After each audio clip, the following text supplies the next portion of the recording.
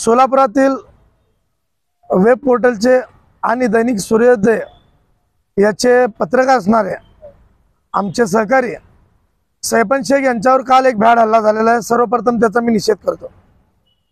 Digital पत्रकार संघटनेचे पदाधिकारी असणारे सैफन शेख यांच्यावर काल एका गावगुंडाने, गायकवाड नावाचे गावगुंडा आहे, त्यांनी ज्यानं त्याच्यावर हल्ला केला आणि हल्ला केल्यामुळे तो जखमी झाले आणि सिव्हिल हॉस्पिटलमध्ये ॲडमिट झाले होते। एकंदरीत आपण बघताय की महाराष्ट्र राज्यामध्ये एकनाथ शिंदे असतील, देवेंद्र फडणवीस असतील, अजित पवार असतील, हे कुठेतरी राज्य चालवण्यासाठी कमी पडत आहे का असा एक प्रश्न पत्रकारांच्या मनामध्ये निर्माण झालेला आहे। कारण पत्रकारांसाठी संरक्षणाचा कायदा केला जातो, पण पत्रकारांवर अन्याय होतो याच्याकडे शासन ढुंकूनही पाहत नाही। अशा शासनाचा सुद्धा या माध्यमातून आम्ही निषेध करतो। आपण बघितलं असेल की डॉक्टर राखी माने असतील, त्यांचे पती असेल, हे सोलापूरला रुजू झाल्यापासून या ठिकाणी जे ना अशा प्रकारच्या अनेक घटना घडू लागलेल्या आहेत। काल सुद्धा सैफन शेख हे गेल्या 30 दिवसांपासून म्हणजे 33 दिवसांपासून त्यांची मालिका सुरू होती आणि या मालिकेच्या माध्यमातून सत्य बाहेर आणण्यासाठी ते प्रयत्न करत होते।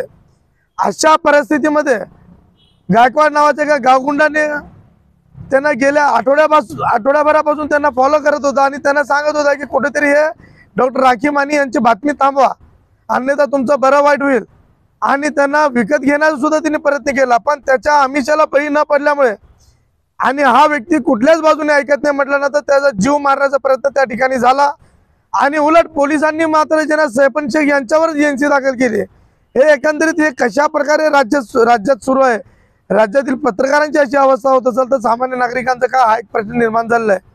आताच आम्ही कलेक्टर साहेबांना सांगितलंय की सैफन शेख यांच्यावर हल्ला करणारे आणि हल्ला करण्यासाठी भाग पाडणारे जे कोणी लोक असतील हे संघटित गुन्हेगारी कुठेतरी मोडून काढली पाहिजे। या माध्यमातून आम्ही डिजिटल पत्रकार संघटनेच्या माध्यमातून निवेदन दिलंय।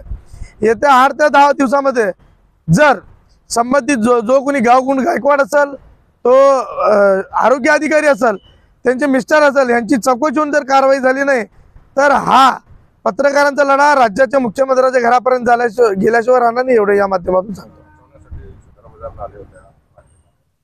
मी तेच सांगतोय की ते गायकवाड असेल, ते डॉक्टर राखी माने असतील आणि त्यांचे मिस्टर असतील, ह्या सगळ्यांचे फोन कॉल चेक करा, कॉल डिटेल्स काढा। एखादा गुन्हा घडला तर पोलीस ज्यांना नाही तर लोकांचे कॉल डिटेल्स काढते, ह्यांचंही काढा ना। ह्याच्यामध्ये कोण कोण सहभागी आहे, नेमका यांचा हेतू काय होता, सैफन शेख याला पूर्ण जीवातूनच उठवण्याचा यांचा प्रयत्न होता का, हाही तपास करण्याचा गरजेचं आहे।